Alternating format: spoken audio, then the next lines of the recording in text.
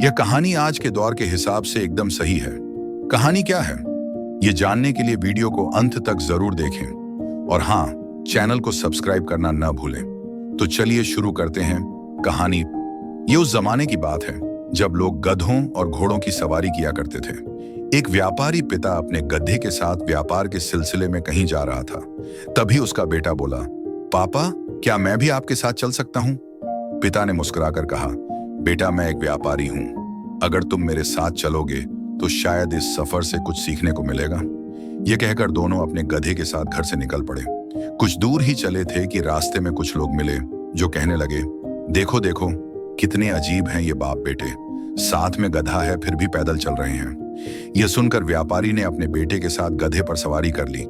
थोड़ी ही दूरी तय की थी कि कुछ और लोग मिल गए। वे बोले, देखो इन निर्दयी लोगों को, बेचारे गधे पर दोनों चढ़े हुए हैं, जरा भी दया नहीं। यह सुनकर व्यापारी ने बेटे से कहा, बेटा, अब तुम अकेले गधे पर सवारी करो, मैं पैदल चलूंगा। कुछ और दूरी तय करते ही फिर कुछ लोग मिले। उन्होंने बेटे की तरफ इशारा कर कहा, क्या जमाना आ गया है, बाप पैदल चल रहा है और बेटा मजे से गधे पर सवारी कर रहा है। यह सुनकर बेटे को बहुत बुरा लगा। वह तुरंत गधे से उतर गया और अपने पिता को उस पर बैठा दिया।